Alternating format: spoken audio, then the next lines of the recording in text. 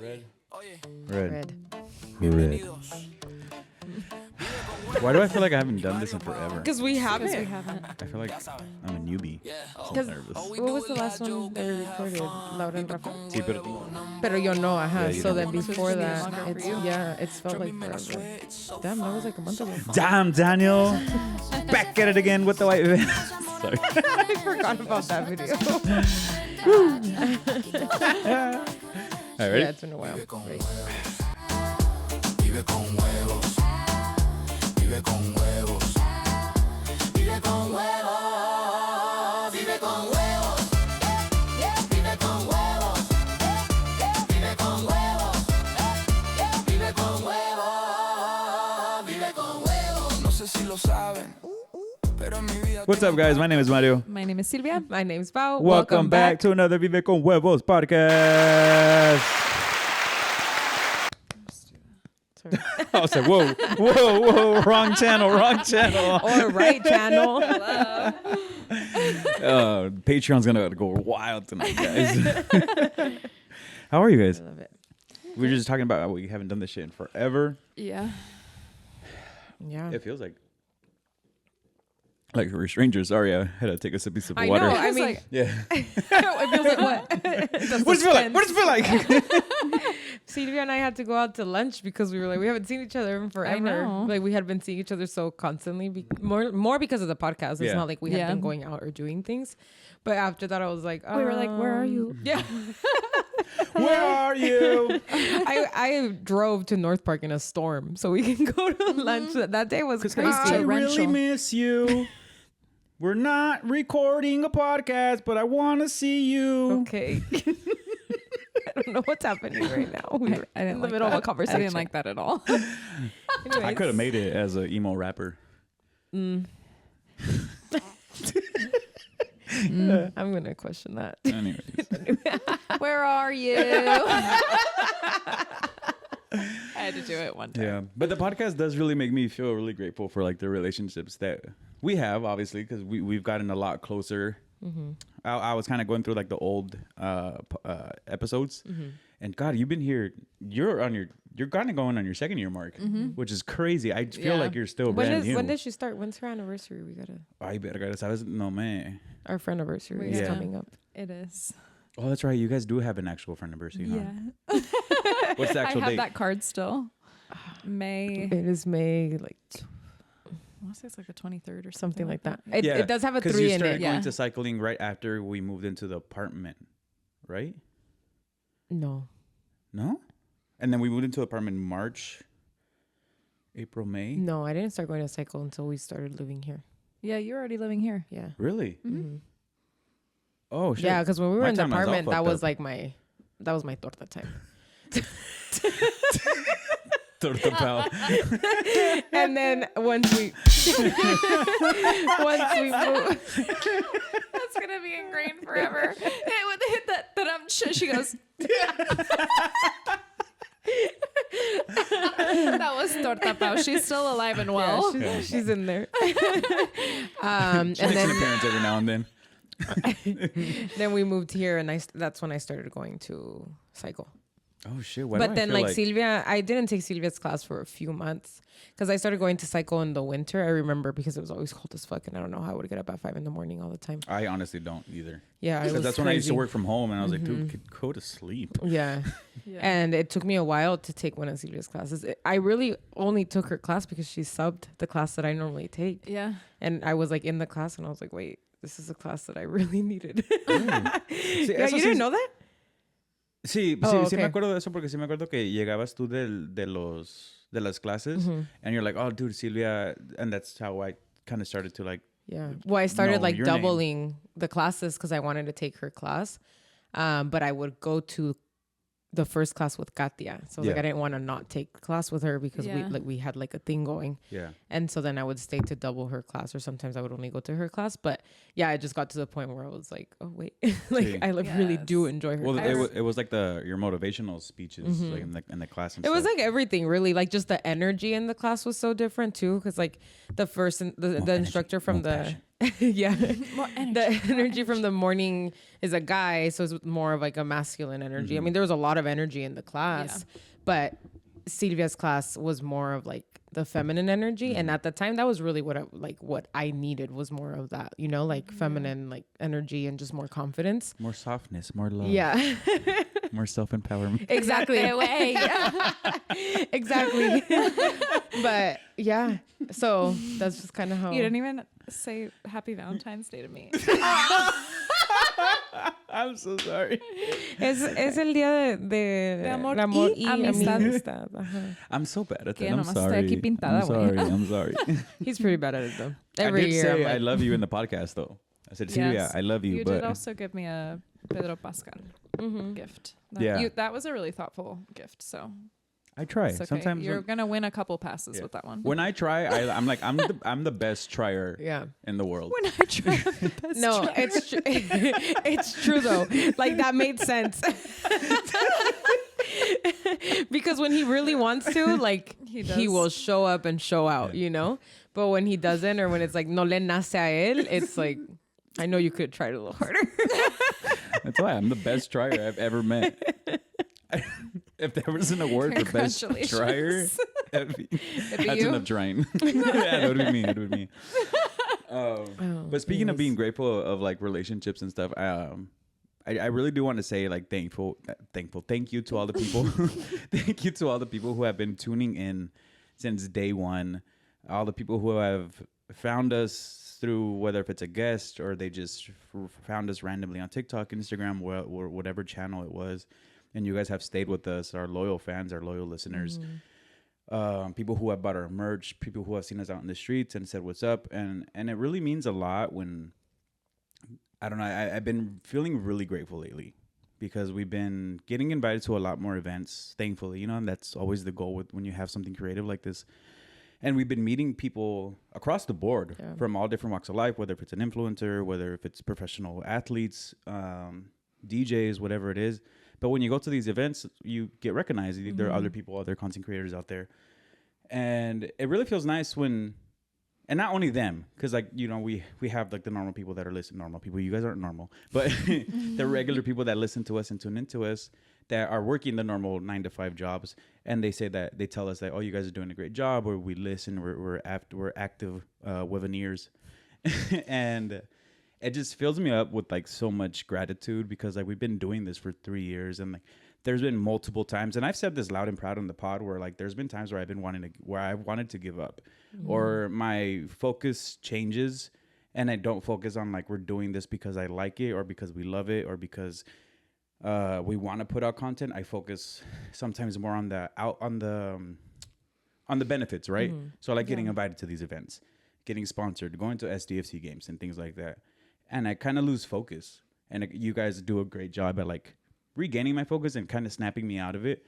And then when we get those messages or we encounter those people that are like saying how much they love our podcast, just really fills me up with joy and like I said, gratefulness. And it kind of like refuels my energy to keep doing this. Yeah. Mm-hmm. And lately we've been going to a lot of events where that has been happening a lot. And I really want to, and I really want to shout out like Mauser when he opened up for De Oro. And there at that event, I met Jesse and Cristina. Cristina is an influencer, and her boyfriend Jesse listens to us. And I was kind of in the back. I will talk about how like the De Oro thing kind of came about because that was pretty funny. I was not supposed to be back there, but I was back there, and Cristina came up to me and she goes, "Hey, you're Vive con Huevos." And like I was kind of out of it. I was tired. We had just gotten there, and Stood him up. Yeah, Sylvia stood me up. We'll talk about that. I'm a little heartbroken. That's what you get. That's what I get for not saying that Happy Valentine's Day. Yes. You left me while you're no weenie. And then that happened, and then her boyfriend came over, and she's like, and he said, like, "Oh, I actually listened to you," and like, I don't know, it just felt really nice, and it felt really wholesome. And sometimes, like, I do tend to forget, and I think a lot of us do too. We tend to forget what we have. A lot of people want, and I have to constantly remind myself that a very beautiful thing happened a long time ago. I went to the gas station that's right here by the house, and I was getting my daily Celsius and my bag of chips. Tisk tisk. Approving one. And Just the nod. and at this particular gas station, it's also like the hub of our HOA landscapers. So they always go there every morning to get like their restock of Celsius and chips. And as I'm walking out, I see one of the landscapers taking a picture of my Jeep.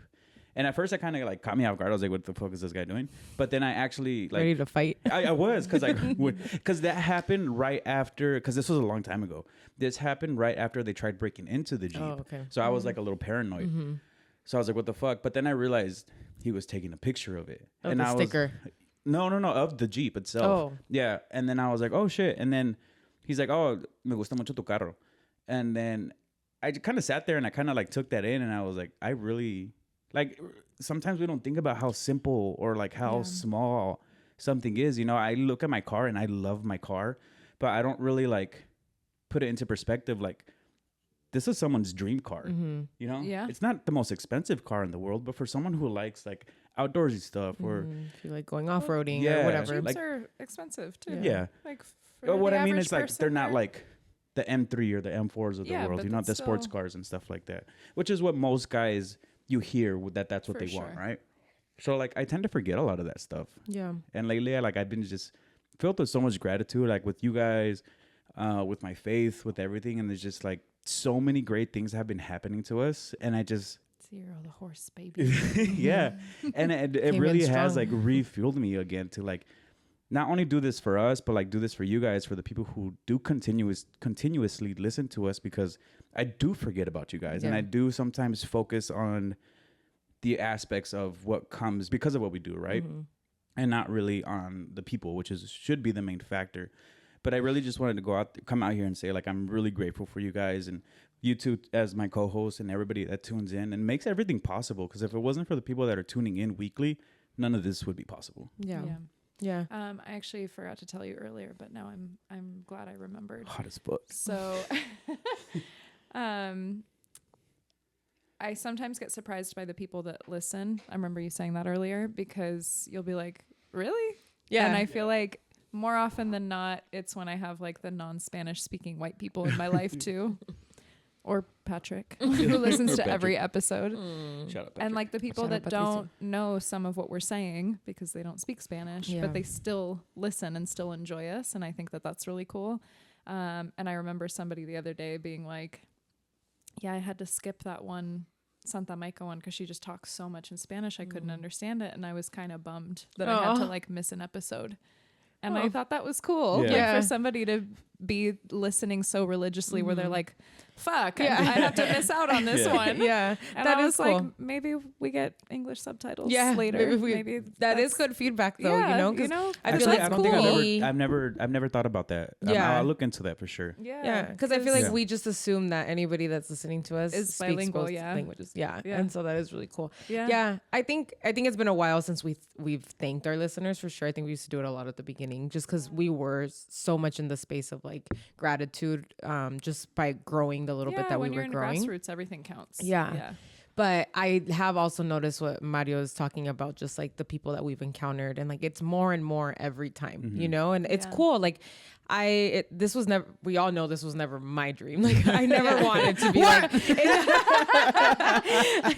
I never wanted to be like in the public eye, and like I didn't care to be recognized by people. Like it was just, to me, I used to always say like I want to be rich, but I don't want to be rich and famous. Like I don't care to be Yeah. famous. But it is really cool to be like on this side of it also, because it's not like we're famous from a like movie star perspective, For you sure. know, we're like, and we're not famous, but the people recognizing us are listening to our work, and like it's Yeah. hard work at the end of the day. It's Yeah. not easy, like coordinating the days and times. Mario spends hours editing, you know, like Yeah. I'm never gonna take credit for that because I don't do a damn thing but show up and look pretty for these episodes. But it is really cool. I don't know if I ever said this when we recorded our wedding podcast, but even for our wedding, we have a friend, Mariana, and her little sister. I think it was her little sister's boyfriend's cousin or boyfriend's friend, something. It was like a long line Uh-huh. down. Yeah. Like they saw each other, and he was like, "You went to the Vive con Huevos wedding?" And I was like, "What?" Like, you know, I just like never looked at it that way. Like there are people out there that listen to us, and like now that they know someone that was there, like it's cool to them. Yeah. And it is really cool, like in the most humble way possible, you know, like it's not like a like got to my head way or anything, but it's just like cool to listen. It's cool because it isn't like we're famous for something that's like us playing a different character. It's like we're literally being recognized for the things we have to say, because that's the value we have to add. And to be recognized for that is still cool. Yeah. So yeah, I think it's cool. Like the other day we were at the CFC game and we ran into an influencer that Mario like has always sent me his like content in the past. And when he was like, oh, he reached out to us, he's sitting a few rows down. I saw his Instagram. I was like, oh yeah, like I know him, like I've seen his stuff. And then he saw us and like said hi to us, you know, and like that was cool. And I also think it's really cool that a lot of the people that we've met through this have kind of stuck around. Yeah. Like we haven't, it's not like, oh, you meet someone and then like, we recorded an episode and that's it. Like there's actual genuine friendships that have come from them and connections. And I think that's even more of a testament to just when the vibes are good, it's not just a fleeting thing. It's not something that you do as like, you scratch my back, I scratch yours. Like I help give you a place and then just help us with our podcast. But like, this is real. Like these are real connections. Exactly. Yeah. And I do really like that. I enjoy that part of the podcast a lot. And I always say when people are like, oh, like, what do you like the most? To me, it's always just like sitting down and talking with the people that we talk to or that we interview or that we meet. Just like events and stuff. Like when we were going to Cafeton, like we met a lot of cool people there too, you know, just like all the different like local events that we've been invited to. But yeah, I've actually never thought about it that way, where it's like we're not famous for like being an actor, por ejemplo, no? Like we are famous. We're not famous. We're recognized. For in my head, I'm fucking famous. All right, like, I'm manifesting famous? This shit. I want to be famous. You know that little girl that was saying, "I'm gonna be famous." Hey, I want to be famous. That's you as fuck right now. No, but it really does feel wholesome, and like I said, I never really thought about it that way. Where that's how people recognize us is from. I jokingly around with my mom say we get paid for me to say stupid shit online.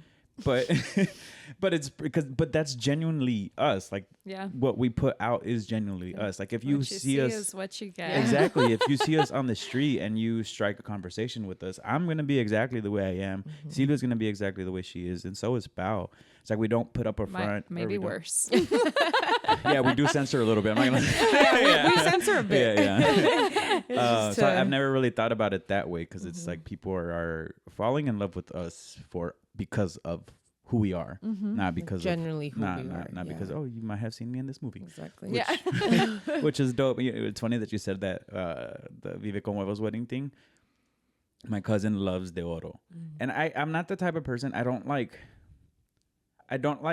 showcasing the people that I'm with a lot, you know, or like I don't like to post it, because I don't like to make it feel like I'm rubbing into people's faces that sometimes we get to hang out with cool people or people who are famous. In this case, I'm also very just like, I don't think idolizing people is wise. I think we're experiencing a lot of that in the world, where you're just like, oh, he ain't shit. So there's been a lot of that too. I'm just hanging out with cool people. There's been a lot of that. But my cousin really likes De Oro, and at our wedding, I think it's just really cool that you're just casually friends with him and his wife. And I don't know if just because like maybe it's just because of the industry, and like I look at him, I think that regardless of what you are and the amount of money that you have or the amount of fame that you have, at the end of the day, you're still a person. 100%. And I think, and are you a good one? Yeah, that's what I care about. And I carry that in and out, especially when we interview people or we meet people. At the end of the day, we might have fame, we might have the numbers, we might have the engagement, but at the end of the day, we're all people. And that was the basis of Vive con Huevos, is that we are all people. You can achieve what they're achieving. They are going through shit too. They've gone through hell. We've gone through hell, but we've just picked ourselves up. And I know Bao has struggled a lot lately with like wanting to be an influencer or not wanting to be an influencer. We've had this conversation many of times. But I think now the way I see it is that like, and this is kind of tying into what you were saying, is that now people are tuning into us for our perspective. And we're able to maybe change somebody's mind or make them look at a certain situation a different way that maybe they wouldn't have, you know. A big conversation that I had with somebody once was that they have to talk out our conversations with somebody because that sometimes they don't agree with what we say, and that's perfect. You know, when they told me that, I thought it was like, that's the point of the we podcast. should have them on. Yeah, that's the point of the podcast. Now, are you going to agree with us 100% of the time? No, that's boring as fuck. I hope you don't. I hope you argue it's like with in any us. life, in like real life conversation, Yeah. you don't always agree with the people that you're talking with, you know? Yeah, So, I hope that you generally sometimes fight with us in your car. in your car, yeah, like yelling at the. no, at the estás bien pendejo. I know. I think it's funny that my mom will like literally text us what she's like listening and like texting us what she's thinking at I the love same that. time. Yeah, it's just it is a conversation, and I love that people that listen to us also take it as a conversation, or like it's like they're part of the conversation. Like that you should, you know, like when I listen to podcasts, like I'm talking to the screen too, or I'm talking to like my headphones too, or like agreeing or being like, what the fuck? Yeah. Like, you know, like just having some kind of reaction. I don't know. I think that's really cool. But yeah, I do struggle a lot with I don't know. I feel like you were going somewhere and then I lost what you were actually saying. Yeah, Sorry. I was going somewhere. I lost myself too, but I was like, whatever. We're just going to keep going. Hopefully nobody caught that. Because you said something about the influencer and then I don't know. That your voice is powerful. That's what I was saying. That like maybe you don't see yourself as an influencer, but your voice has power. Yeah. And I think more oftentimes than not, I know Sylvia, like a lot of people come to you and they express how much your words mean to them. Mm-hmm. But I think Bao, as of recently, has had experiences in her life where now it's a little bit more true to her now too, where people are coming up to her and be like, oh, what you said on the podcast really resonated. Mm-hmm. And I think that maybe gave you a different perspective and outlook into like what we're doing now versus like being not the influencer, because you've never really been that type of person, but like now you are the person that somebody needs. Yeah. Mm-hmm. And that's one of the conversations that we had when you came on a year and a half ago, where it was all four of us. Jesus was still here, and I was like, use the podcast. Rip Jesus. We miss you. What did he used to say? Live with X. Yeah. But the conversation that we had when you came on was use this platform to speak to yourself through it, or use this platform to what your younger self needed to hear. Your younger self needed to hear. Yeah. And I think this past year and a half, we've gone through a lot of different changes. The topics have been different, and we're actually doing that. Mm-hmm. Yeah, I agree.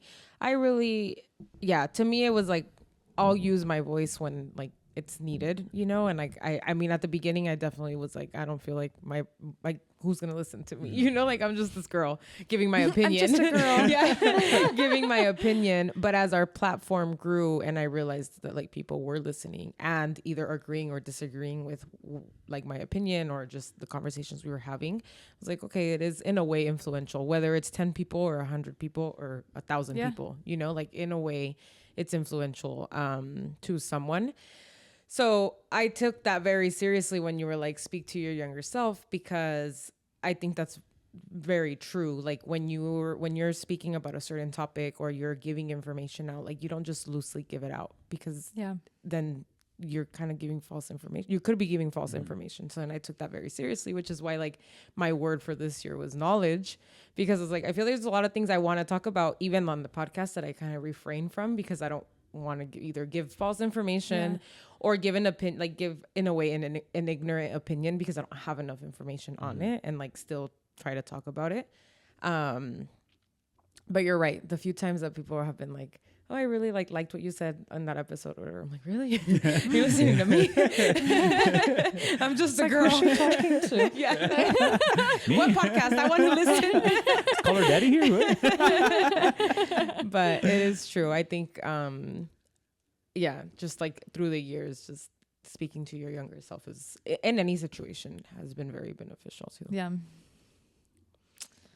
Yeah, I think that on those terms, I feel like everything I've grown through to get me to the adult that I am now, to have such strong convictions and to be so willing to grow and have conversations, I think I would also want my little self to know that like you can be this powerful woman, and you should want to be this powerful woman, and somebody that has these strong opinions and that is also moldable and willing to change her mind and have a conversation to get to that point. And it's been really healing, I think, for me and my inner child too, because, you know, especially in Latino households, and I think we've all talked about it at one point or another, you're so groomed to like, it's supposed to look, breathe, be a certain way.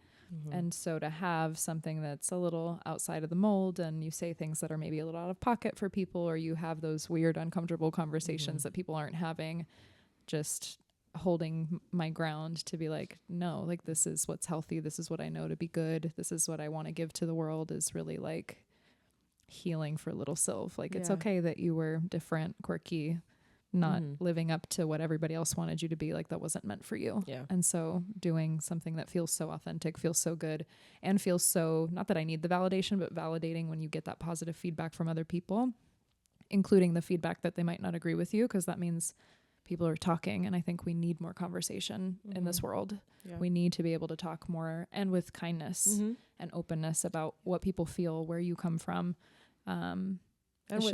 It's healing. Like, this is healing work at the end of the day. Exactly. Yeah. And I also feel like being able to have conversations without fear is really important too, you know, because I think a lot of people, or a lot of us, like I'll include myself in this, is refrain from certain conversations or making certain opinions or comments because you don't know what the other person's reaction is going to be. But that's just it. Like learn to accept other people's opinions. It's okay if it's not yours and you disagree. Well, then come back with your disagreement, you know? And at the end of the day, you could be teaching someone something, and maybe that opinion changes a little bit, or you guys can come to a middle ground, or whatever it might be. So I just think it's really important to talk things out. Yeah. And that's one of the things with like the podcast at the beginning. I would refrain from saying a lot of things because it wasn't like the public eye, whether it was 10 people watching us or it was 100, you know, however many people it was. At the end of the day, it's like on the internet forever, you know? And that would really mess with my head, because I was like, well, I'm not one to be vulnerable. Like, I'm vulnerable when I'm one-on-one with you, but like not in front of a camera. Like, it was weird. Yeah. And so that transition for me to be like, I just need to be a little more open, because this is who I am. So what does it matter if I'm in a room with 3 people or if there's 100 people watching me? Like, this is truly who I am. True. So what, like, why am I refraining, you know? So I feel like, I don't know, I've tried to be a little better at like being more open and more vulnerable, whether it's just like, I try to forget that we're recording and I'm like just having a conversation with my husband and my best friend, you know? So yeah, or like going back to like what you were saying, like how Sylvia was what you needed at the time when you started cycling. It's like maybe what we say is what people need at the time when they're listening to us, which is why we also kind of stopped doing Comadreando too at one point. I want to point that out, because a lot of people ask us, like, what happened with Comadreando, and more often times than not, when we ask for like feedback, or we ask like, what do you want to hear more of when it comes to the podcast, from people that we actually trust and care about their opinions. I mean, we care about everybody's opinion, but you know, there's a select few that you kind of like take their feedback a little bit more, right? And then people are like, bring back Comadreando. But I think collectively, because I think even like when Jesus was here, he kind of felt that same way too, where it was, now we're just becoming a chisme channel. And no offense to chisme channels, or like if that's your niche. I mean, that's your niche, you know, that's cool. That's your personality. And if your personality is not talking about people, but like, you know, people sending in their chisme, the drama, and the drama, the scandal or whatever. There's gonna be people who are that are more conversationalists than others. Yeah. And that's totally fine. And you know, that's the point of a podcast, is to entertain. Yeah. But the Comadreando part just really wasn't us. Like, collectively, we're not toxic people. Like, maybe we can play the part, you know, I can play the part of an asshole and a toxic man. Like, you guys can. I can tell you what I idealize in my head doing. Yeah. And then what I would tell you to do, though, is not that, because I would never do that.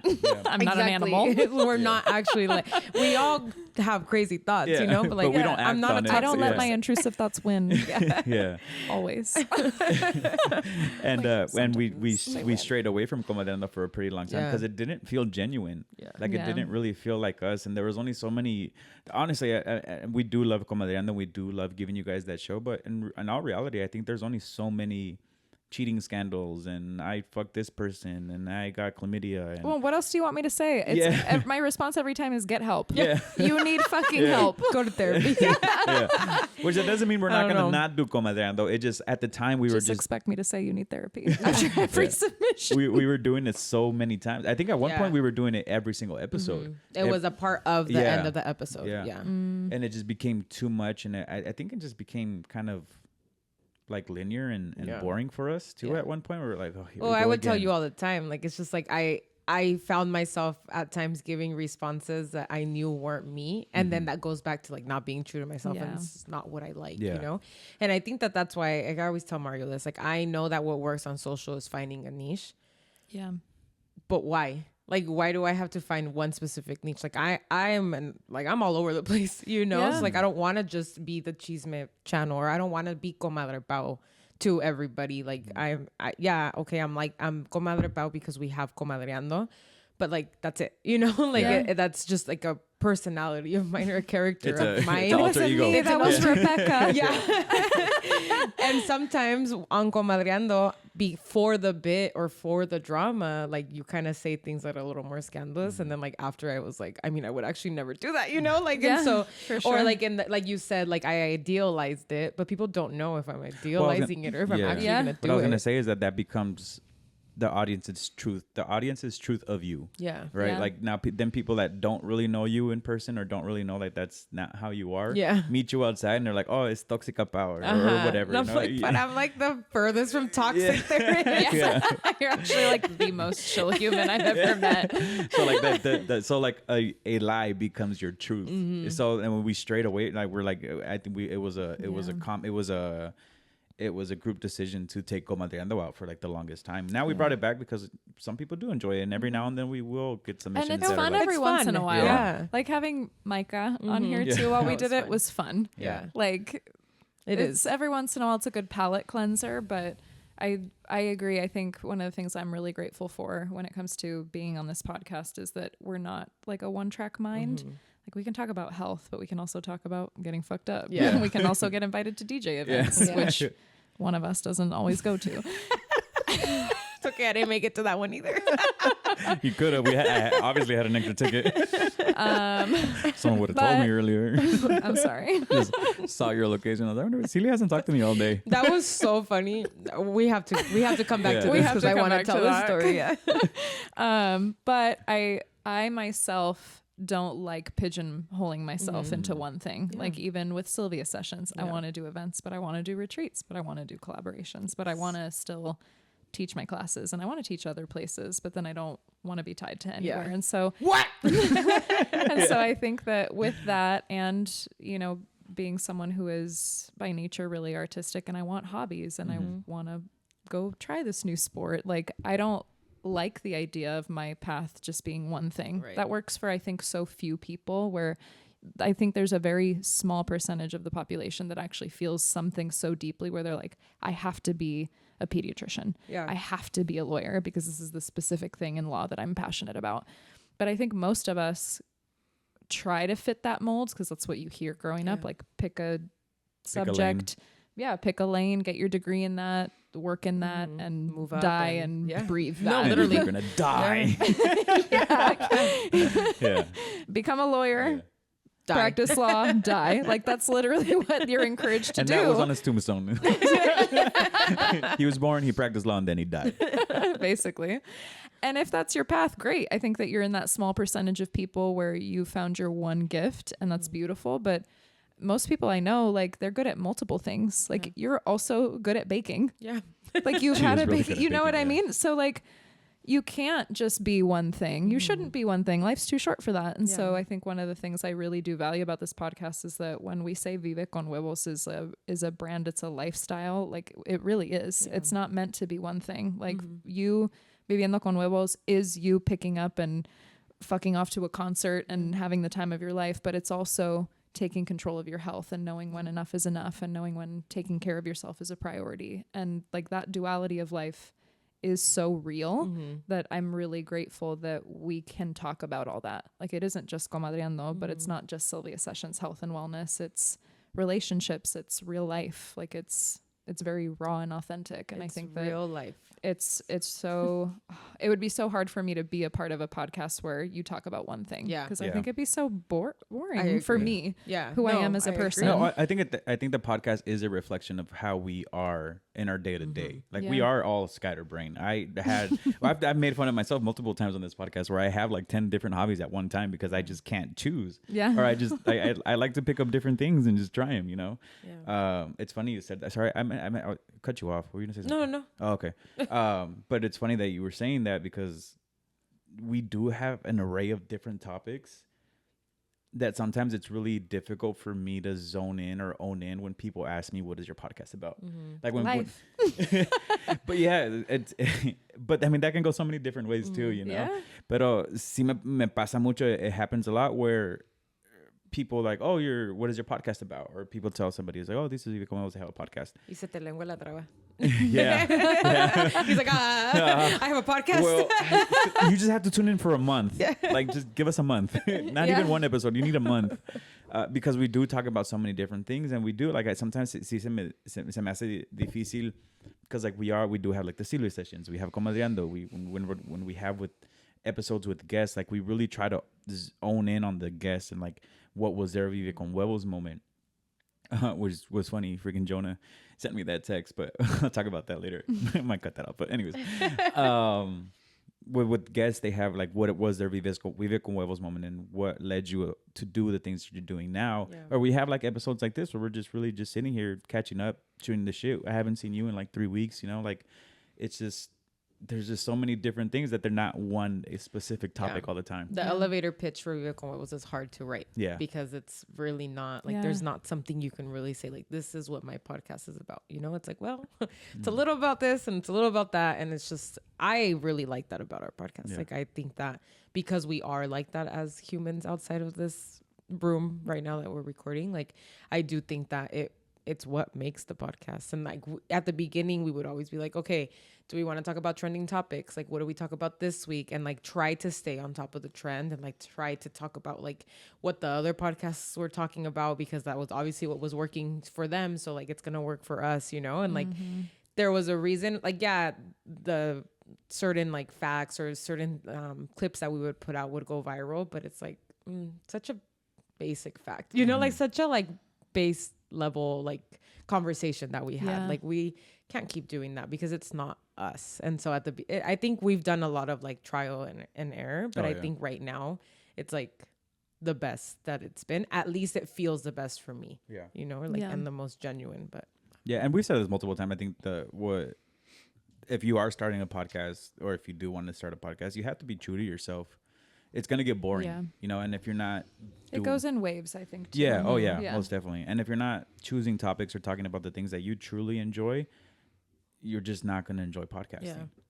I know. Like, I'm sorry I'm not always backstage with the Oro or like fucking flying, like jumping out of a plane, you know? Like, I don't always have a good story. So it will get a little, like, there are episodes that are more interesting than others because it is, like you said, the walk of life or like what we were doing that week or that month, or just like maybe it's not the best day, you know? So I'm really grateful for the people that have stuck through those episodes also, where it's like, oh, that was probably not our best one. And we recognize it all the time, like, oh, that was a hard one to clip, or like, oh, like that was maybe like the energy was a little lower on that one, but then we just kind of like regroup and move on for the next one. All that to say though, that we are grateful for everybody that tunes in. I know. 1 hour later, How did we get here? All of our fans and just life in general. I think lately I've been trying to be a lot more grateful with my life and trying to take things in. And I know I say that a lot, but I always digress. Hell yeah, big words. And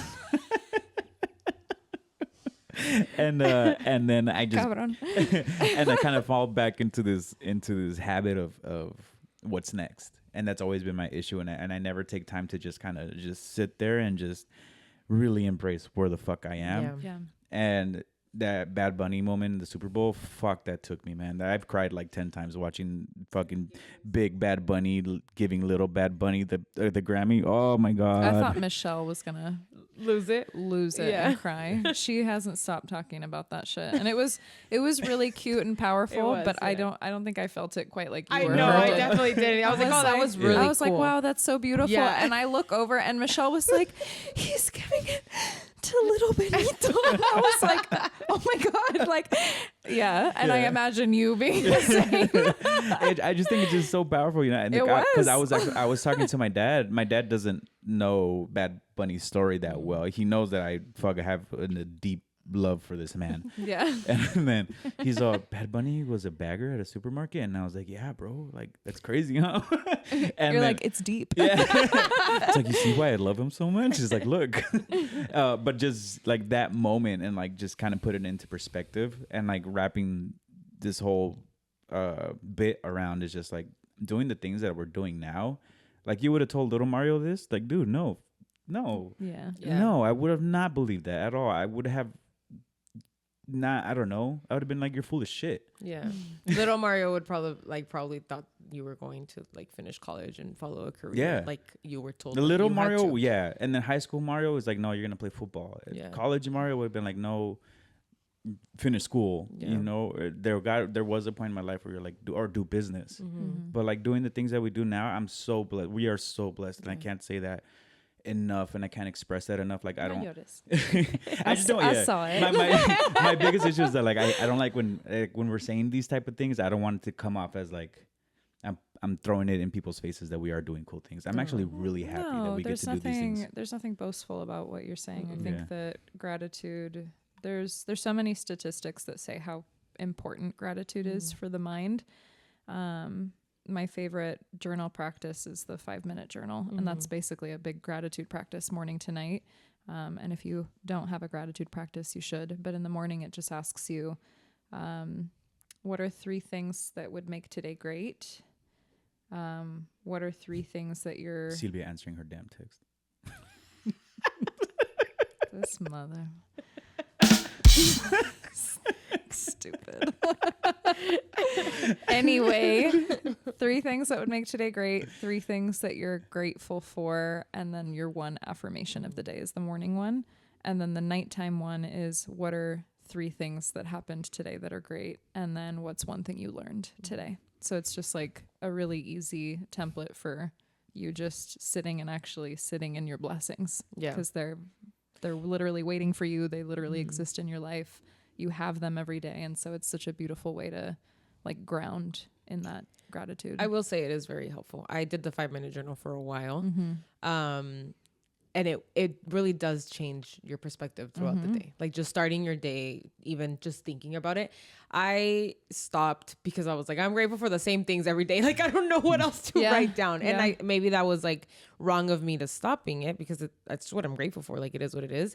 But what I do now is think about it in the morning. Like, those are my first thoughts. Like, what am I grateful for? And like, what's going to make today great, you know? And you know what? When I noticed that mine started getting monotonous, where it was like, I'm grateful for my fur babies. I'm grateful for my friends and my family. I'm grateful for a roof over my head. Like, I actually got more creative with my gratitude practice, where I started claiming gratitude for things I don't have yet. Okay. So I wrote, I'm so grateful for how much money is in my bank account. Like, I love seeing an abundance of money in my path. A good way. And so like manifesting. Ish, in a way. My life coach actually told me to do that. She was like, because I told her the same thing, and then I actually stopped doing the nighttime one, because I was like, if I have a bad day and I don't have 3 things to be grateful for, then I'm just mad. Yeah, because you don't have exactly. I was like, I have nothing to fill out in this fucking section. And she was like, well, then just don't do it. Like, you don't have to do the nighttime one. It's not that deep. It's like, yeah, but then the page is incomplete. Like, so my OCD kicks in, and then I gotta write something. And then when it was the problem of like, what the fuck else do I say? The page right next to it already told you. Like, why are you asking me again? And then she was like, why don't you use it as like something you don't have yet, but you're like manifesting or just claiming into your life. Okay. And maybe it's not as good right now as you want it to be, like money, but you want it to be better. Like use that as and I was like, oh, this is brilliant. And I actually weirdly notice when I haven't done my 5-minute journal, when like things start to go a little shit, I'm like, the fuck? And I realized because it's that shift. haven't It's been not grateful. even really, it's literally because I just haven't been practicing gratitude. I haven't been looking around at my blessings. And so, of course, you're going to be in a shit attitude when you don't realize your life is actually pretty good. Like, No, that's true. I do think we don't all take enough time to just be grateful for what we have. And I don't think that what you're saying at all is coming off like in any kind of like negative way or like, no, but I think what it is that, wait, I think that's the first time he said that. he's been saying it a lot lately, actually. Yeah. I have. Psychiatricalternatives.com. It's a great resource. You go on psychiatricalternatives.com and you can look at people for your insurance. You can look at people that specialize in certain things. It's and wonderful. with code Vive con Huevos, you can now get 15% off on your first Where's session, BetterHelp? guys. We need to be sponsored by them. sponsored The amount of that needs to be our first sponsorship. that would be cool. The amount of people I tell to get therapy on this fucking thing. You know, That would be a good one. That would be the best spokesperson. one. I just wear a shirt, get therapy. Like the Got Milk one, they get therapy. Got therapy. I also think That's that a great. My marketing brain was working right now. Damn it, Mario, why are you giving our secrets out? I know. We gotta beep that out. Sylvia hit this earlier, but she was talking about like just like how we grow up and things that we're like taught right when we're little. I think something that's really big in the Latino culture is like hate. And like, esta persona tiene esto y nosotros no. O no digas envidia. Ajá. Like, no digas Or lo que just tienes. shit talking. Yeah. Like we love to talk shit. Like it's so funny you say that. Yesterday I was in the TJ Maxx line. Fuck, you I sitting know, next to it's the biggest shit No, talker ever. literally the person right behind me, like una tia, that she was just like going off. And you know, the TJ Maxx line is fucking long. Yeah. So I'm in this line forever and I'm like, man, our people really love to just bitch They do. and complain. No, they and do. it's fucking annoying. Like, Yeah. And like we just grew up in that like no digas porque luego pues la gente no sabes lo que la gente va a decir o no you know like just kind of like keeping things secret or like not being able to no digas porque eres presumido. It's just so much of that. So I understand like why you're saying like keep reiterating like I don't want to come off this way because that's generally not how you're saying it. But we've been surrounded by that for so long that it's hard to like You just generally assume. just be like, this is the life that I'm living and I fucking love it. Like, why is it hard? Well, it's to not say even that, the you know? Diaz. I think like even the younger, like our generation too. Like it's trickled down. No, yeah. But what it's why chisme is so popular Yeah. too. Yeah. Like yeah. But what I'm saying is No se nos that quita that's la why it's hard to not say like I don't mean it in a certain way because we did grow up around that and we continue to see it around us, you know, and if people take it that way, like y'all need therapy. I was like, where's my camera? I was like, y'all need therapy because it's not like, why can't I share the nice thing or the nice news or the, you know, like what I'm feeling because you're going to talk shit about it. People are going to talk shit anyway. So Yeah. say what you got to say, baby. period.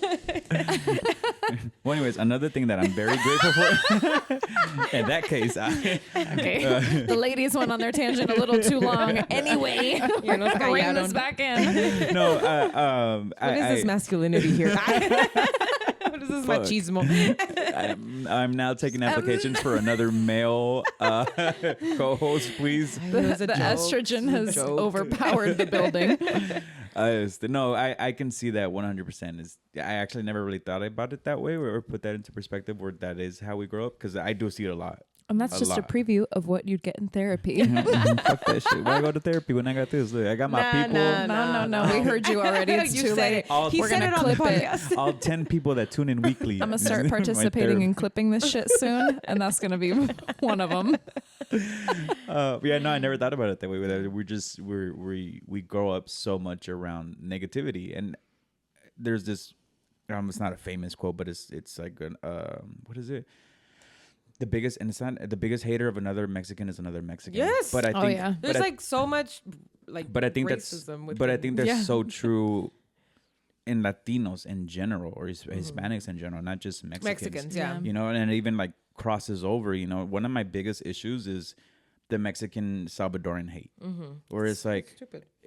not that it pisses me off, and like I know our friends like play around with it a lot. I kind of give into it, and it's just like it's one of those battles that I'm gonna lose regardless, because it's like if I defend myself, oh now he's getting defensive, If I don't, then I'm kind of like egging them on and giving them more fuel to be like, oh, he's okay with it. Yeah. So let's just keep making fun of him for it, you know? And I dealt, that was a big insecurity for me growing up.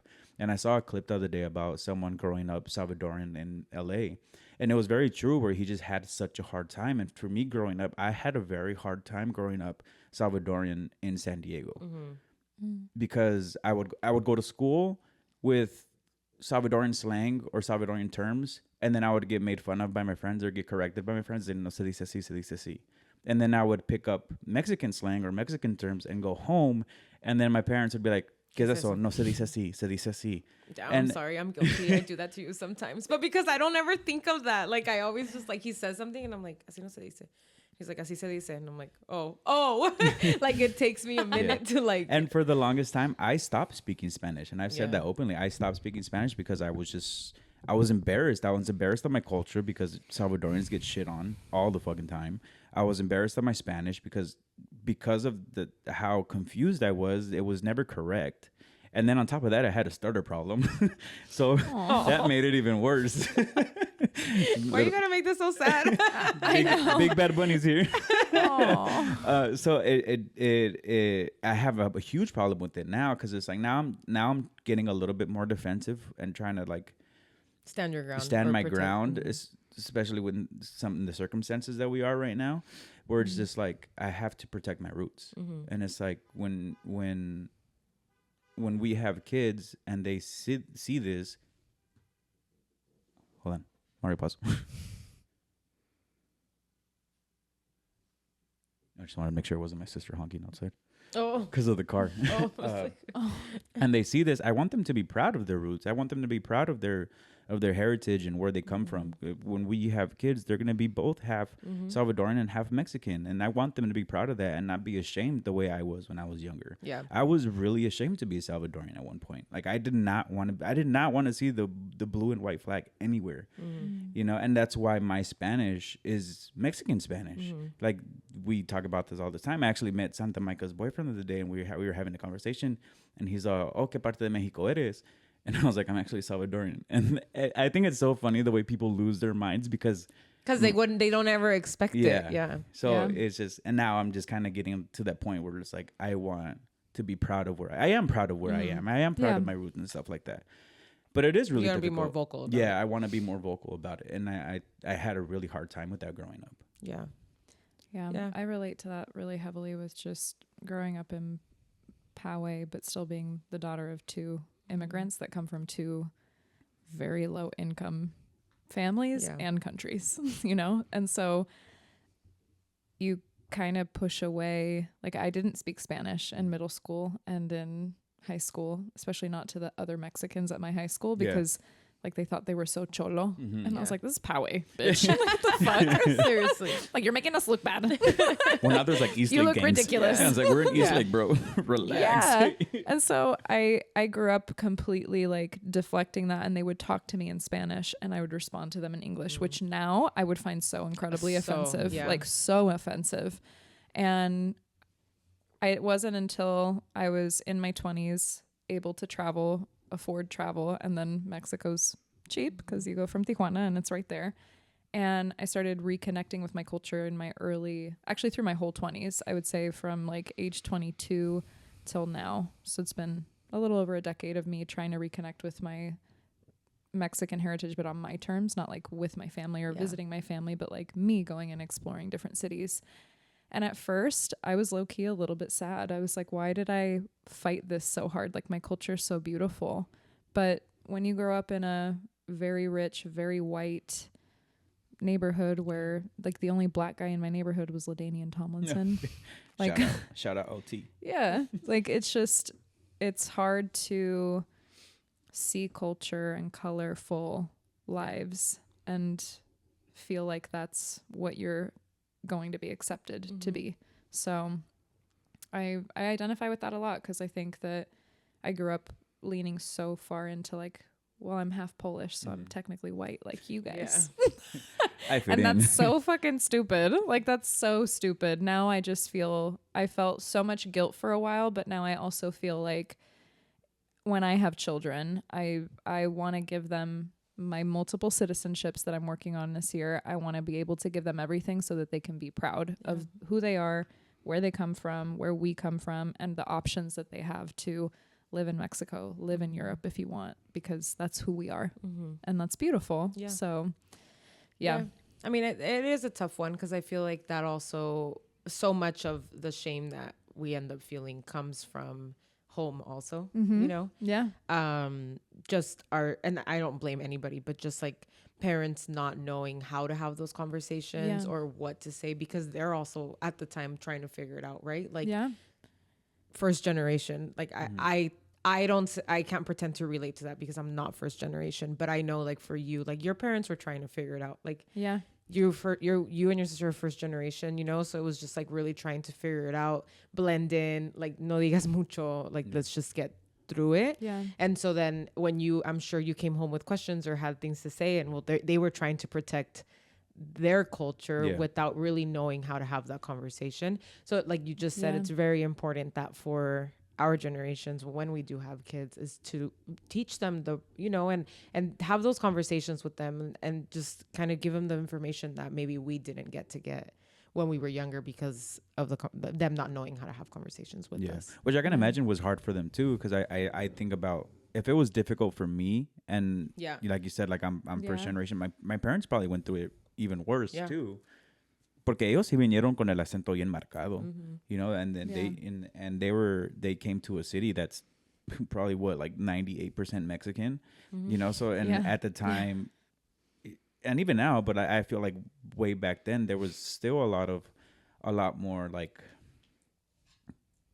the country was in a civil war, and then the boom of MS-13 came up, so like there was just so much judgment in the country of the country. A lot of fear instilled. Yeah. And like they were scared, and like maybe my parents were getting bullied from their friends too, you know? Like, I mean, you really don't ever know. Yeah. Like I'll never know, or maybe they will tell me after they finished this episode. So maybe it was difficult for them too. I don't even know how the fuck we got here, but I don't know, but just well, we started with like how we're just haters within our own people. Within our own community. Which is hard to navigate too, because that's what we were talking about, the chisme and how it is. But there are haters within our community, and I think a lot of I was gonna talk about like Instagram couples and the hate they get. But I think a lot of that has to do with like the jealousy and of another people too, or like, or they're just happy. The lack of understanding, because I feel like that's what it is culturally sometimes. When you don't understand a culture, you don't understand somebody because they're just different than you. That lack of understanding alone will sometimes have you judging something. So it's not even that you have a strong opinion. You actually don't even know what you're judging. Exactly. You literally have no idea. And I always think that that's super interesting. Like, why? Like, why are you such a hater? You don't even know what the fuck's going on over here. I know. I feel like every time I'll like start to say something out loud, and then I'm like, wait, but like I don't really even know. You know, like I do try to catch myself in those situations, because it's easy to get carried away and see something and be like, ¿viste eso? Like, o viste lo que dijo? O escuchaste lo que dijo? O viste lo que puso? But it's like, why? I don't care. Like, do I really care? No. Or like yesterday, Bao caught me. Well, actually, she saved me, because we were at the game and we were talking about an event, and this event was put on by somebody that, and within the industry, he's not really liked.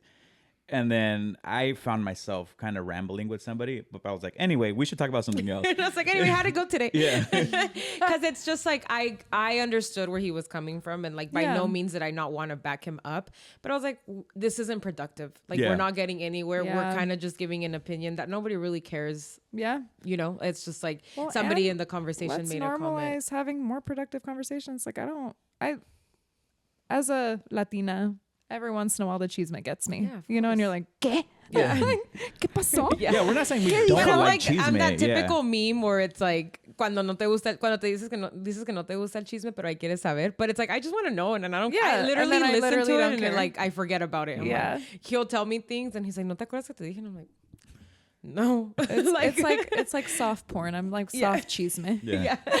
Like, not all the way, not like crazy, but like if it comes around, I'm like, Just to ooh, build like up, what's that? Like I'm not like fiending for the Yeah. chisme or like I know you know. But I do really think that the words we speak, we become too. And so like even in little ways, I've just been trying to reframe what I talk about, how I talk about the things I talk about. And it's hard to catch yourself sometimes because it's just a habit.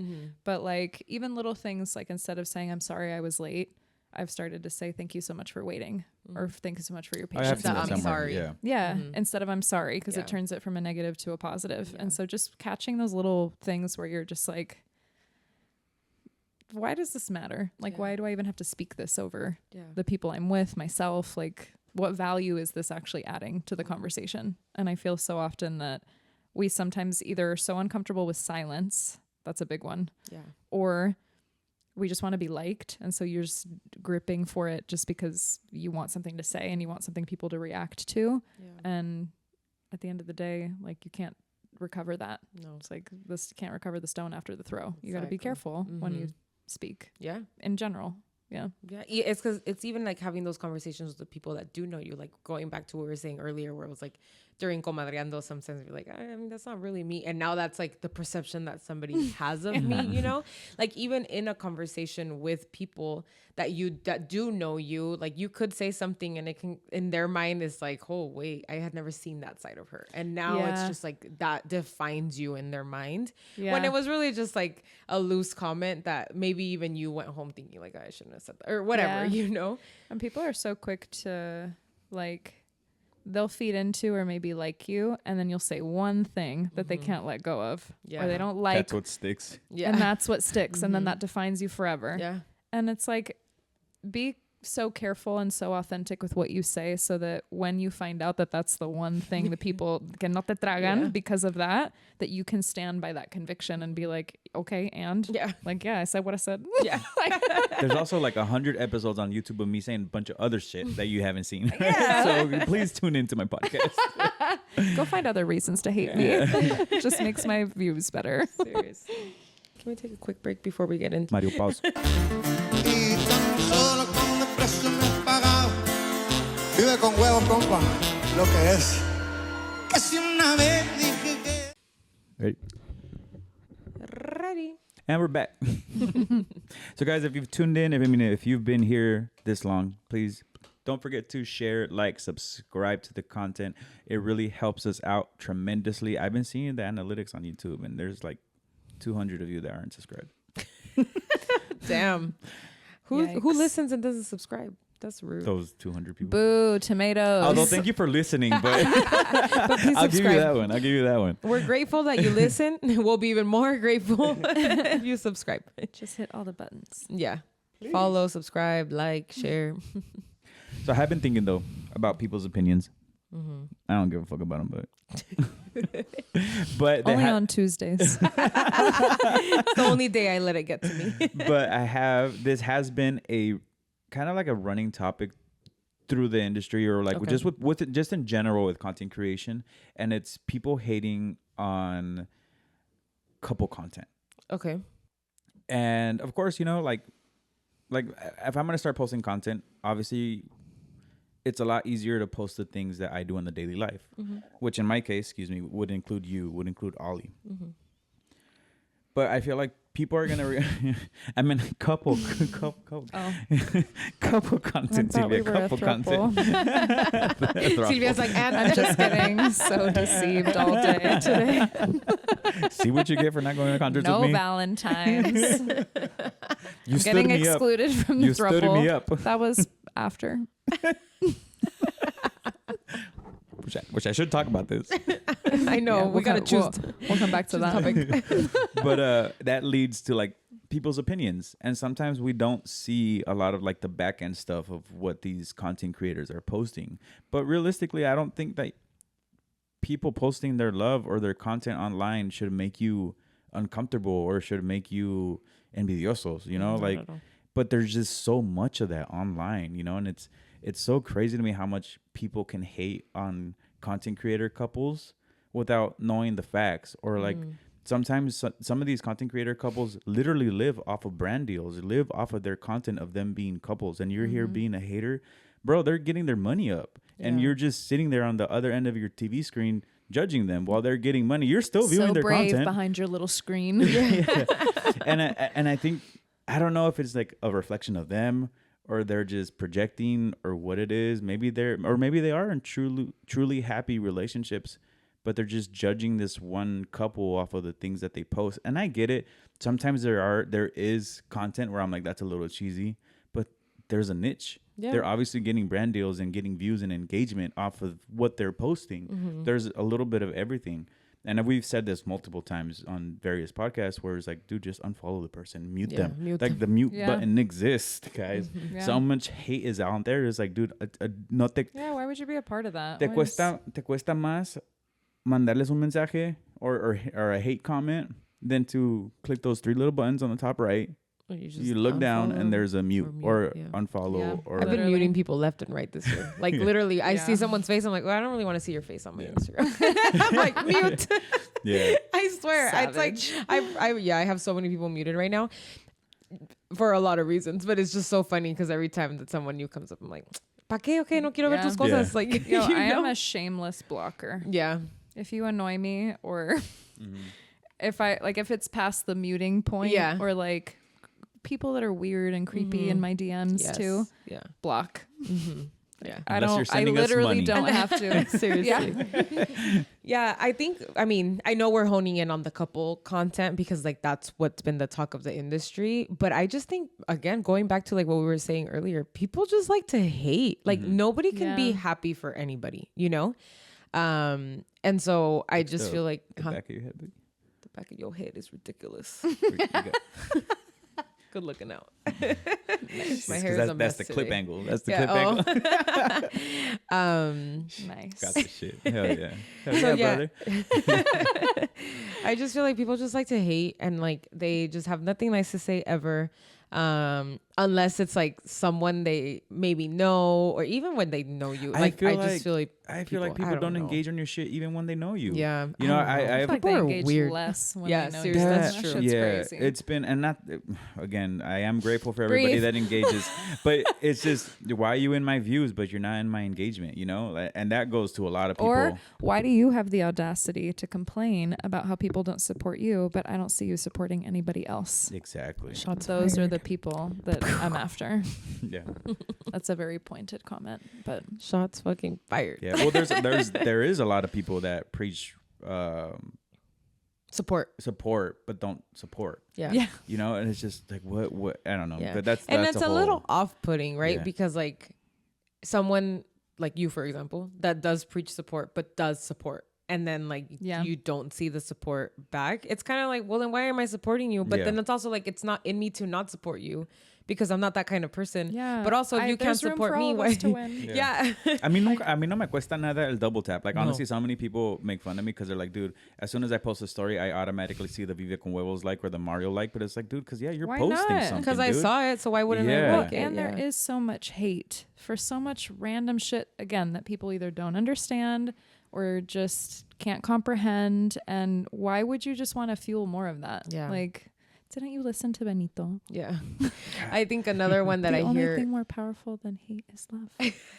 Exactly. See? Bars. Why don't you make fun of him? You make fun of me? But you don't make fun of Benito? Anyways. I just had that realization. Now I'm mad. Now we gotta end this podcast. Yeah. Thanks, babe. Anyways, plan B. Plan B topic. No. So anyway. yeah. I think people just don't like to see people happy. I understand that sometimes like the couple content is like a little cringy or it's just like a little too staged. Yes. And but I just like and scroll past or don't like and scroll past. Like, I don't know, whatever, you know, like it's not that deep. Like social media in general is just not that deep. And everybody just gets so wrapped up in it that I'm like, just unfollow if it bothers you that much. Or if it comes up on your For You page, put like not interested if you really don't want to see it. You know, like there's just so many outlets besides hating that can take place. But I don't know. Again, people just like to scroll and like to talk shit and like to, have something to say about everybody. But yeah, I don't know. I had a point and I don't know where I'm going because I'm mad. But there are a lot of stuff, like you guys said, like there are a lot of stuff on the back end that people don't see of the content creating, like you never, like I just said, like so much, especially the higher up that you get in the content creating, the more brand deals that you get, the bigger sponsorships that you get, they have to put up that type of content, Yeah. And it's just like, now you're just, I mean, I don't know. It's just such a hard thing to balance, because like we're also in that kind of realm too, where it's like now sometimes when going back to that conversation we were having earlier, now that when I'm posting you, like does it feel like, am I giving other people cringe? Yeah. Well, it's like that meme that's like, or it's not a meme, but it's like a saying that they say, happy relationships never post each other on Instagram. It's like, why can't I fucking post my picture that I'm happy with my husband? And now I'm like, we're all of a sudden behind closed doors not happy because we post And I know a pictures lot with each more other. unhappy couples that don't post each other. Yeah. you know? And so it's just like, yeah, it's weird. I think that like it's weird. I don't know. I need to gather my thoughts. It reminds me a lot of so that podcast that I really like, Shampoo Drams, Lovers. She clapped back once on a post of Candace Owens talking. And I love it, number one, because she claps back so well, and it's Candace Owens, and I can't fucking stand that bitch. But all that to say, Candace Owens is on a podcast where she's talking about how like females are so quick to like take it off and be risque and get attention that way, and like that's why you don't have a husband. And she goes on to say basically like back in the day, my grandma and grandpa didn't have the issue of Instagram where there was all this temptation, and so they had a long happy marriage and this and that. And Shan basically breaks it all down and is like, okay, number one, I don't know about your grandparents, but my grandparents stayed together because it was not right to get a divorce. There were no resources, no support for the woman. Like that's probably not why everybody stayed together. Yeah. So let's backpedal a little bit here. Also, my grandpa had 4 families. So exactly that type of shit. Yeah. And then she goes so far as to say, which this is where I think this relates to here. I think we all have this thing in our minds where we want to justify life through our lens so badly sometimes. And so what Shan basically said is, you, Candace, say so much outrageous, provocative shit that causes reactions out of people. And it's true, because that's why I fucking hate her. I can't stand her. I think she needs to be slapped. But just because you say it provocatively and then somebody dresses or shows it provocatively through their body doesn't mean that your way is better. Right. Somebody did something and got better results doing something you weren't willing to do. And so that automatically made it bad in your book, when that's not it at all. Like, you're doing shit that's just as wild, just as inappropriate, just as racy with the way you speak. And this woman might just be doing it with her body. And when did you become basically the police of what's correct and not? Yeah. And it's true. And I think that we see things sometimes that are cringy. We don't like it, whatever. We don't like the way the message is coming out. People that hear what we say and they're like, I don't agree with that. But is it because in your mind you're trying to prove what's correct through your lens, or because you're actually like listening and wanting to engage and have a conversation? Yeah. Like, is it the judgment of, well, no, because that's not what's right. But who decides that at the end of the day? Like, that's so subjective for everybody. And I think that part is so interesting, because when we were talking downstairs, I know this is a really weird thing for me to know things about, but the big mega church Hillsong United had this whole scandal, and the two like head people, the couple of it, had this big infidelity thing on top of like the money, the whatever was going on. And they've been really public about their healing journey, deciding to stay together. She wrote a book about how to navigate infidelity, like the 10 conversations to have about that. And that woman gets, this is a very new thing to me also, but I was doing all this like research and going down this hole, and I was like, this woman gets so much hate. Like, there's a few people that are like, wow, like you did the godful thing to do. And then she's gone on podcasts being like, no, I don't want you to mistake this for like, just because I'm religious and Like if you need to get out of a relationship, that's not God. Like you need to leave. Yeah.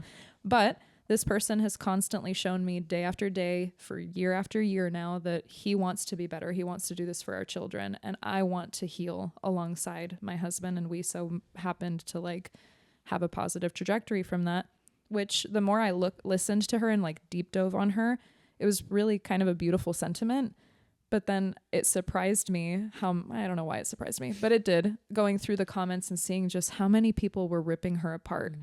And like, just because she did it in the public eye doesn't mean normal people don't go through this every day and have to face this same situation. I had issues with trust and betrayal with Kelly, and it's such a hard thing to navigate because that love doesn't go anywhere. And so it's so easy for you to see that cheesy couple or see the couple that's doing something that maybe that's not what you would do, but for you to just judge because you either don't understand, you don't have the full story, or it's easier to pass judgment than to be inquisitive and ask like, oh, why does this make me feel so strongly? Why is this challenging what's in me to think adversely to this thing? That's true. And I think that's where we have to catch ourselves. It's like when the tias are chismeando. The person in line behind me was like just fucking bitching. And I was like, damn, I don't ever want to be that person. Like you really have to constantly act on that feeling of like, cause you are only human, of not passing judgment on people, because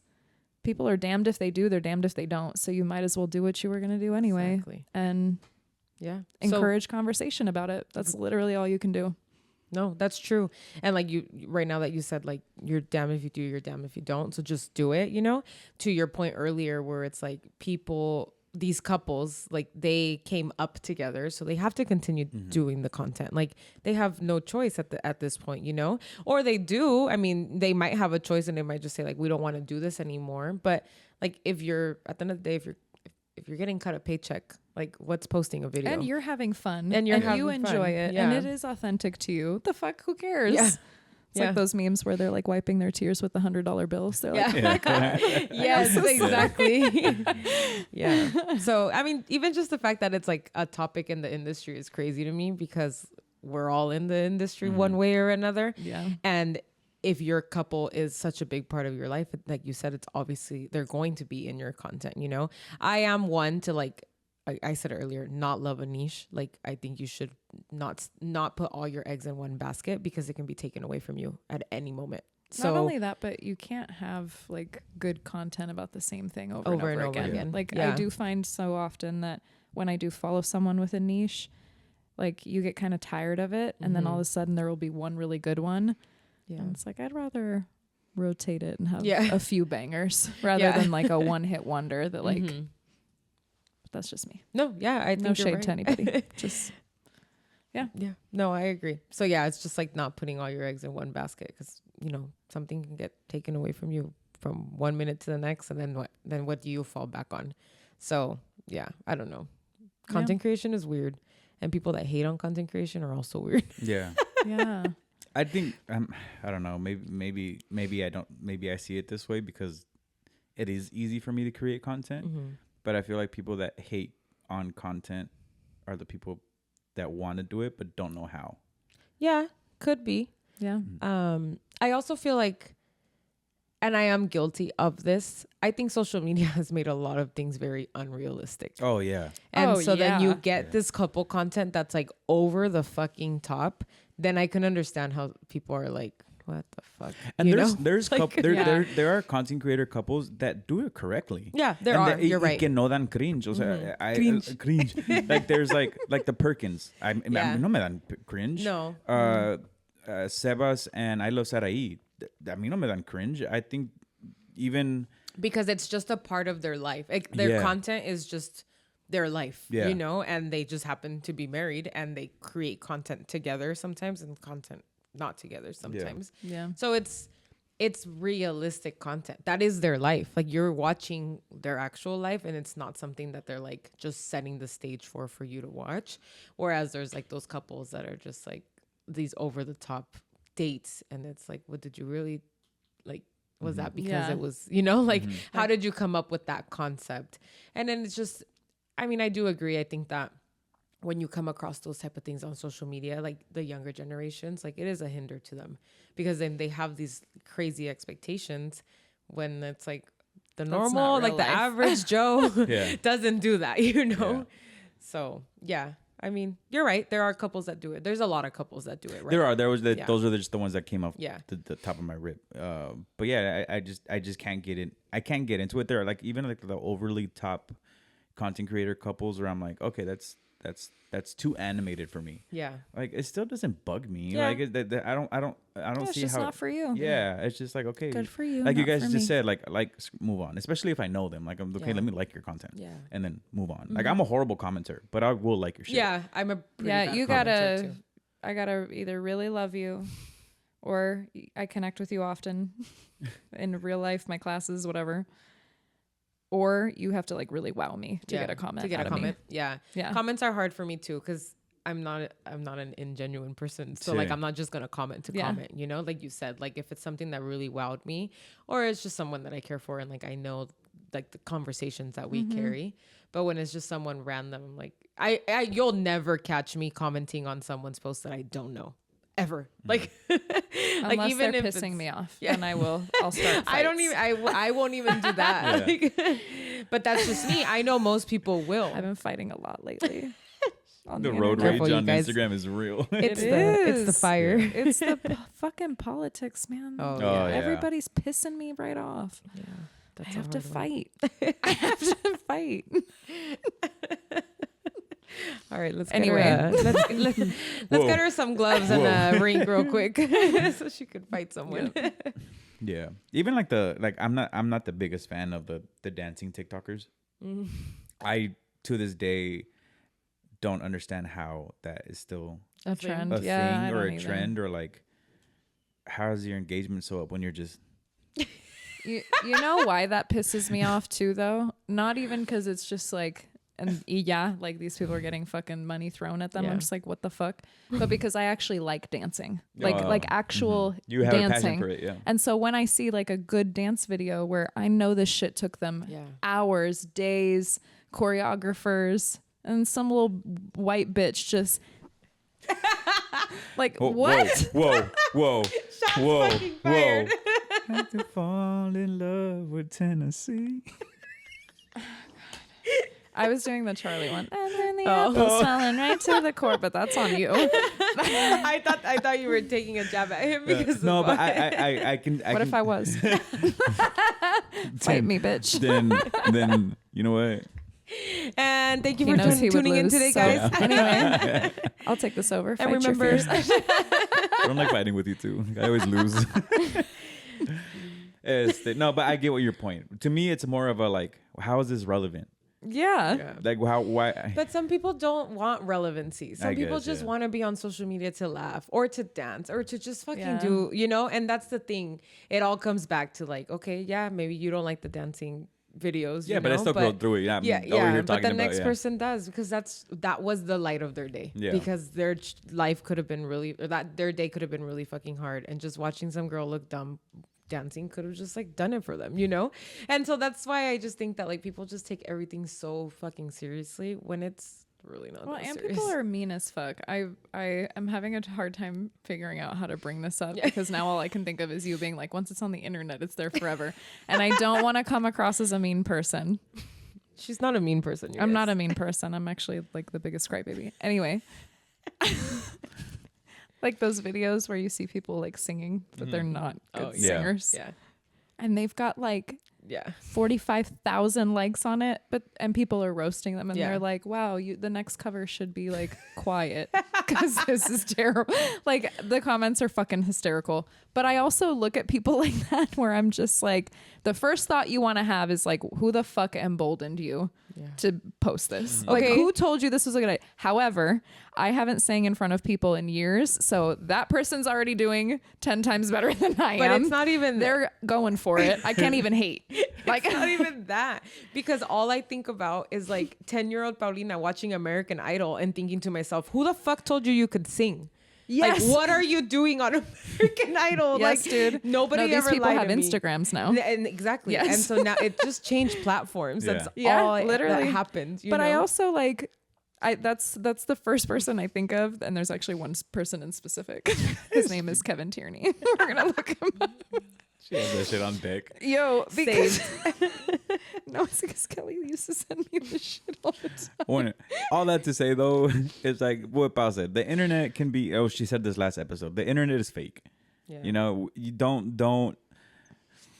If you're gonna be judgmental, like just take a deep breath, take a step back, and analyze the situation. Like, are you being judgmental, basing your chaotic life off of somebody's highlight? Yeah. And that shouldn't be the case. No, that's true. And I think she found it. Mario likes it. It's like a early Post Malone. Wait, but it just none of it rhymes.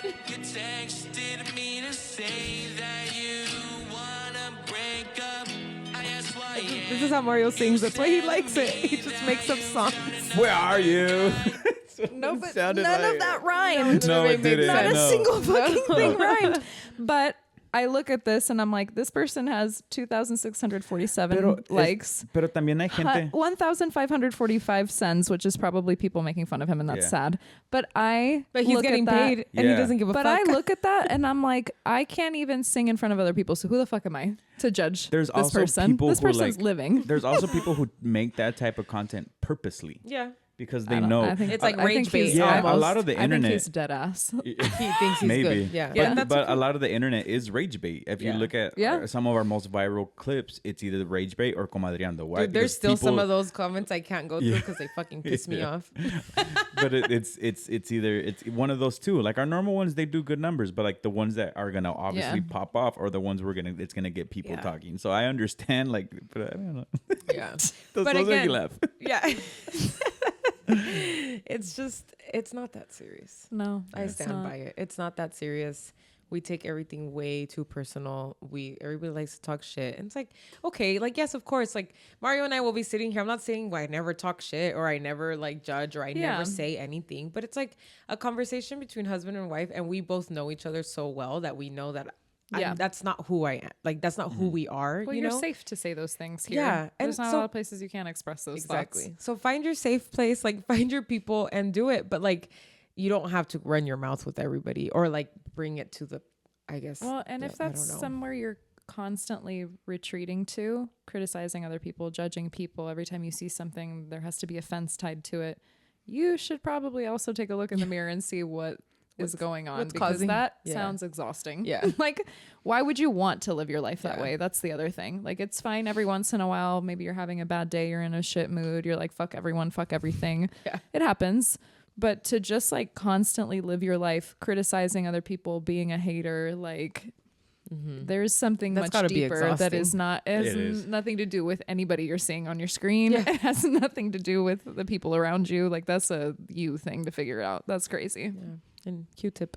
Yeah, and we will talk about this maybe next episode. But just to give you guys a little preview, I mean, you become a vacuum of other people's energy. Yeah. You know, and whether that's negative energy and maybe it's your own negative energy, you just got to empty out that bucket. But that's next episode. That's why they say you become the people that you hang out with. Exactly. Mm-hmm. But Anyway, Guys, So aren't before you we happy start- I'm always around? I love it. Just how comfortable and everything. I love it. Is that a no? no, yeah, We love it. yeah, no, was we like- love it. Why aren't you saying anything? I was agreeing. I was going like this. Okay. When you go It's back just into the video, I was funny. just over here like this. But yeah, so guys, before we start wrapping it up, though, I do want to say, Mauser, I am very proud of you, my dude. Hopefully, you're tuning into this Shout out, episode. Mauser. Shout out, Mauser. He opened up for De Oro at Nova a few days ago or a few weeks ago, and it was a good show. And my man has been putting in work. Yeah.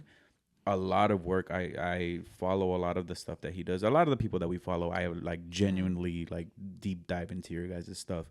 And like I said, I genuinely support you guys, especially when I know that it's a career where it's very cutthroat and very hard to get into. You need all the support you can get. Yeah.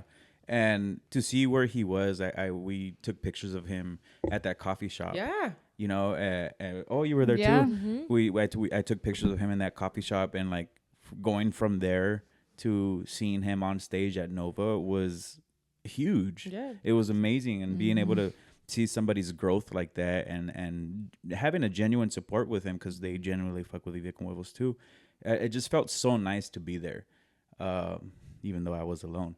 But it's okay. It's Is good this to a do good things time alone for the sometimes. story? yeah, I know we have to tell the story, but this episode's so yeah. long already. Yeah, but it'll be quick. It'll be quick because this day was so fun because the gods wanted me to party this day. Yeah. They were. Yeah. They really the did, actually. The The universe conspired the so that Mario universe, could have his time. The universe was like, "Oi, Mario, he's gonna have a good time." Yeah.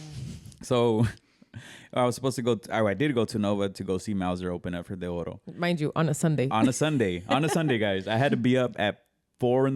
the next day. He took a flight the next day. Yeah, Because it I- was a holiday weekend, It so was, I yeah. understand why so many people were there. Yeah. But it wasn't a holiday for you. Yeah. So Mauser was opening. Sylvia was supposed to go with me. Next thing you know, Sylvia hasn't talked to me all fucking day, bro. All fucking day. I don't know where the hell this girl was. Typically, I mean, Sylvia doesn't have to give us a play-by-play, no. you know? But typically when we have something to do that day, some sort of event, Sylvia's like, hey, ¿a qué Reaches hora? out, ¿Dónde nos vemos? Like, what's the game plan? Should we go eat? You know, like there's There's a dialogue. There's Yeah. activity in the There group was chat. no dialogue. The group chat is usually She active. knew what she was doing. Yeah. And this day it was like midday. I don't know where the hell we were. We were in, we were somewhere. And in then, TJ. And Pao was like, oh yeah. Pao was like, are you gonna meet up with Sylvia? And I was like, I think so. I don't know.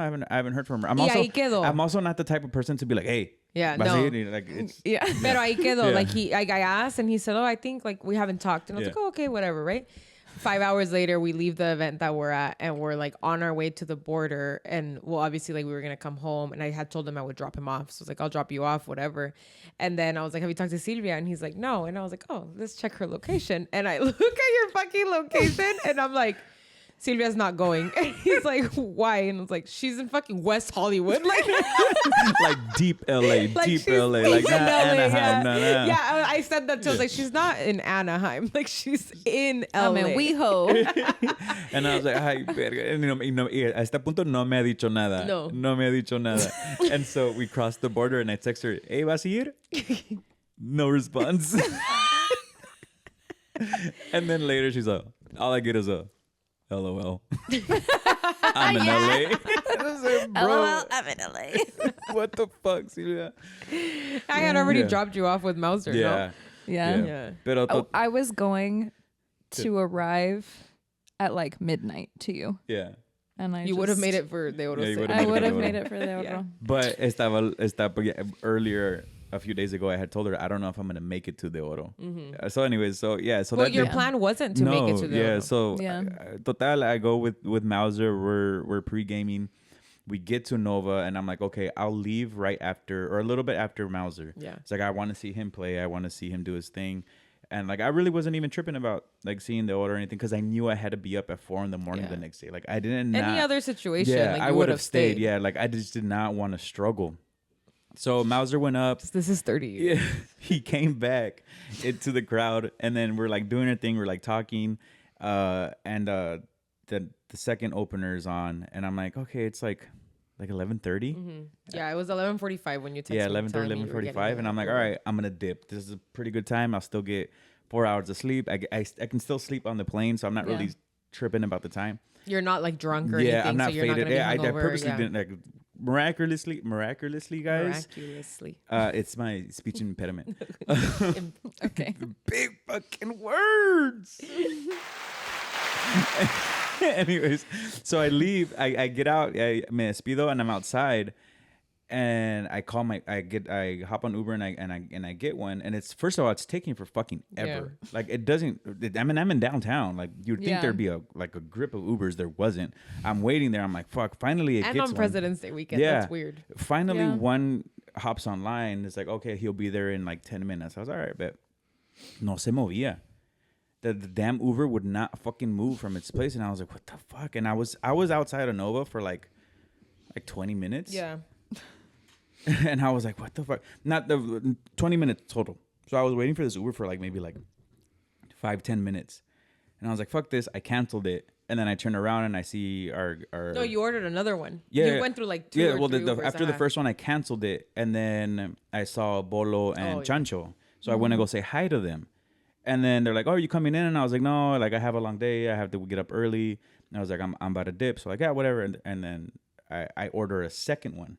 The second one cancels, like gets it, cancels. And I'm like, what the fuck? At this point, it's like 15, 20 minutes. I'm outside and I'm like, how the fuck am I going to get home? I'm like stressing out. And then by that point, I had already woken up. And so when you sent me the text about like getting your Uber, I was like, oh, okay. I was like awake. And then when you sent the LOL, never mind, I was like, the fuck you mean? But then I was like, wait. Like, can he not get an Uber? And so I was like about to text you back or no, I did. I question marked it. Yeah, you did. And you like, then you told me the story and I was like, oh, he's good. I went back to sleep. The second one cancels and I'm about to get the third one. And then I'm like wandering around, just kind of just like walking up and down the sidewalk. And I turn around and I see Michelle, the Oro, and all of his crew. And his crew. And I'm like, oh, dope. I want to go say hi because like Michelle threw her hands up, the Oro threw his hands up, and like whatever. We say hi to each other, and Michelle goes, come in with us. And well, I'm not gonna fucking say no to the Oro and Michelle, dude. Like, what the fuck? I'm not gonna say no to the boss. So I'm like, okay, fuck yeah. So I go in. I ended up getting home like at what, 4? I don't know what time 3:34. I got home just in time to take like 2:30. No, it was a little later. It was a little later. I get home just enough time to take like maybe an hour nap because then I got up, took a shower, and then I left. Yeah, so then that makes sense because we left here. We left at 5 a.m. Yeah. So yeah, 3. Yeah, like whatever. Yeah, you got home late. The point is the universe. Way past my bedtime. The point is the universe was on my side that day. No, they really wanted you to stay. Like that was crazy because I remember at like when I saw the LOL, never mind. I was like, okay, one of two. See, like, the universe cock blocked me. I would have sent you home early. Same for me, and that's what I told them. Like, if I would have gone with you, we would have left right after Mauser. Like, because I was just, I had to work the next day. I'll try Uber. Yeah. We're on our way. We're not getting picked up. If we got to do 2 stops, we are leaving. Yeah. But that's the same thing I told them because I did work the next day, which is one of the reasons I didn't go because I was like, I just can't. Like, I don't do that anymore. Like, I really cannot hang. And so I was like, if I would have gone, like we would have left because I would have driven because I wasn't going to drink. Mm-hmm. So we would have driven and we would have just left and that wouldn't have happened. And you just wouldn't have gone in that like FaceTime again or like just got in to hang out with them. Like the universe really did want you there. But I did think it was funny because when I saw the text, I was like, the fuck you mean? LOL, never mind. Like, come home. And I'd like to say there was an enormous amount of alcohol around me and I came home sober. I just like to say that. I'd like to point that out. There's big steps this year. Yeah, big steps. Big words and big steps. Wants to go to therapy. Isn't drinking as much. I'm a new person. I'm a horse or whatever the Chinese say. We're monkeys. Right. And with that. But full circle moment. With that said too, I just wanted to say thank you because those are actual genuine people that we've met through the podcast that have turned into a really amazing and beautiful friendship. Yeah. And if it would have been someone else, they wouldn't have told me to go in with them. They would have been like, okay, bye, see you later. Nice to see you. Yeah. You know, and that's that. What's his name again? Who was that? You're the huevos, the huevo guy? The huevos and weenies. But full circle, like I said, just grateful for every single opportunity that has been presented to us. Every single person that we have been able to meet through this process, through Vive con Huevos. I can't wait to see what's in store for the rest of the year. I really do feel like this is our year. I know we've said that. I've never said this on the pod, so this is first time me saying this on the pod. This is our year, so please keep continuing to listen, to tuning in, to sharing, engage in the comments, guys. It helps us out tremendously. And we hope you enjoyed today's podcast, and we'll see you next week, maybe. Yeah. So live your life. We will. We will see you next week. What the fuck? Why are you questioning it? I don't know. I got nervous. What happened to all the confidence? Strong convictions. A strong, independent man. Okay. That what? That needs his woman. That's what I thought. Oh, yeah. I loved that. That was so exciting. But anyways, guys, como siempre, live your best life, fight your fears. At the end of the day, the only thing that you regret are the things that you did not do. So vive con huevos, guys. We out of here. We love you. Peace. Bye. Oh, I hope you guys like the new songs. Vive con huevos. Vive con huevos. Shout out Andy. Vive con huevos. Vive con huevos. Vive con huevos. Vive con huevos.